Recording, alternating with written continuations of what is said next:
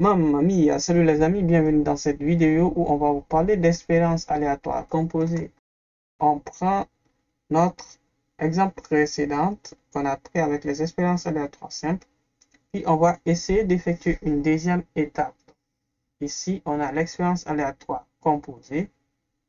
Si notre première étape, si vous vous rappelez bien avec les expériences aléatoires simples, et ici, notre deuxième étape qui est l'expérience aléatoire composée. Donc, votre deuxième étape va dépendre en fait du type d'expérience aléatoire que vous êtes en train d'étudier. Donc, on peut avoir soit les expériences aléatoires composées qui sont en ordre seulement, ou encore avec remise seulement, ou encore avec ordre et remise à la fois, et sans ordre ni remise. Donc, ça va dépendre du type d'expérience.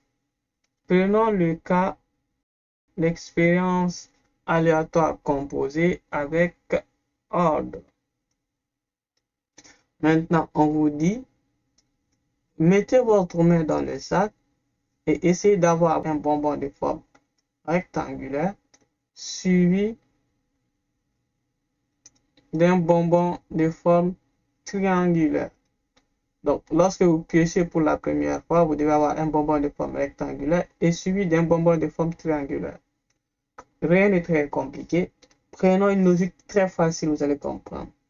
Si la première fois, si vous mettez votre main dans le sac, on a dit qu'il y a l'ordre, mais la remise ne compte pas. Donc, à chaque fois que vous prenez le bonbon, vous le mangez. Donc, prenez pour la première fois un bonbon de forme rectangulaire. Vous allez voir que pour la deuxième fois, il ne restera que deux bonbons de forme triangulaire. Donc, ici, on a deux bonbons de forme triangulaire. Et votre bonbon de forme rectangulaire que vous avez pris pour la première fois et mangé va disparaître lorsque vous effectuez le jeu pour la deuxième fois. Donc ici, la probabilité pour la première fois d'avoir un bonbon de forme rectangulaire à votre premier choix, c'est une chance sur 3. Et lors de votre deuxième choix, vous avez deux bonbons de forme triangulaire, donc vous avez deux chances sur le total qui est 3 bonbons moins le bonbon que vous avez mangé. Donc, vous avez 2 chances sur 2. Et si vous continuez l'expérience ici, vous allez voir que normalement, il ne va plus rester qu'un seul bonbon de forme triangulaire. Donc, à la fin du compte, si vous prenez un autre bonbon de forme triangulaire, il va rester un bonbon de forme triangulaire. Donc, à la fin du compte, c'est ce bonbon qui est représenté comme votre troisième étape.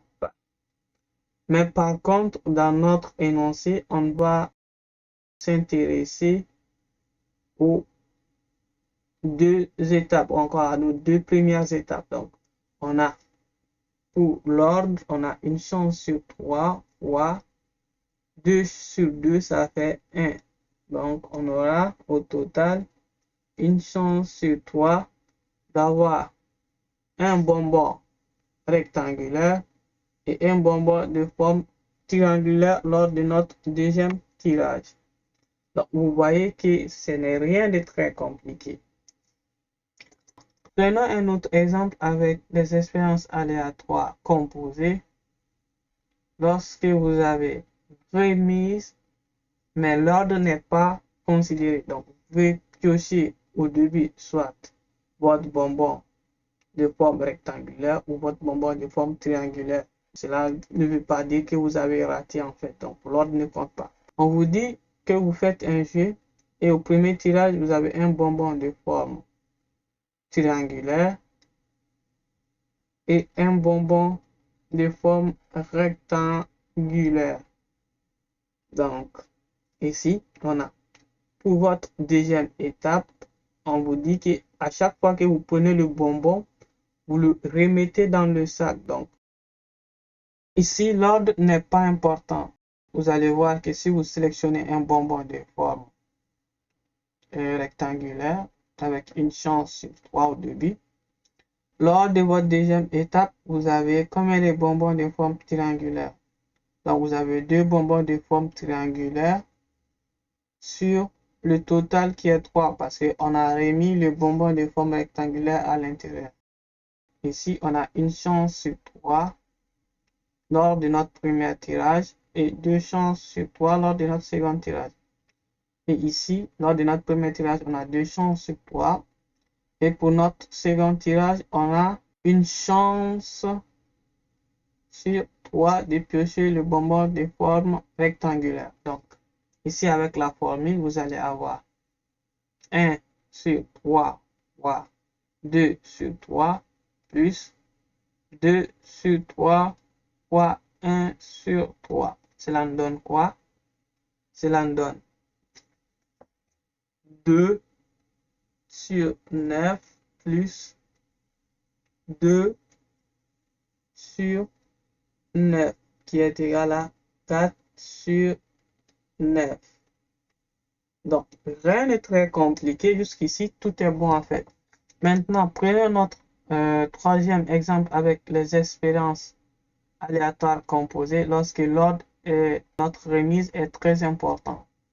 Donc, supposons que ici, vous avez un sac et qu'à chaque fois que vous prenez, vous remettez le bonbon et que l'ordre est très important aussi. Donc, on vous dit quelle est la probabilité d'avoir 2 bonbons de forme triangulaire suivi de un bonbon de forme rectangulaire.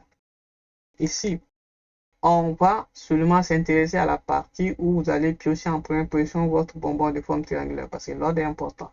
Donc, on a 2 bonbons de forme triangulaire sur l'ensemble des bonbons présents qui est 3. Puis, on remet les 2 bonbons à l'intérieur du sac et on réeffectue encore le piochage. On a pour notre deuxième expérience aléatoire, on a une chance sur 3 d'avoir notre bonbon de forme rectangulaire. Donc, avec la formule générale, vous avez probabilité de A fois B. Donc, vous avez 2 sur 3 fois 1 sur 3 qui est égal à 2 sur 9. Excellent. Maintenant, pour notre dernier tirage, on vous dit que l'ordre et notre remise n'est vraiment pas important ici. Donc, quelle est la probabilité de piocher 2 bonbons de forme triangulaire et un bonbon de forme rectangulaire?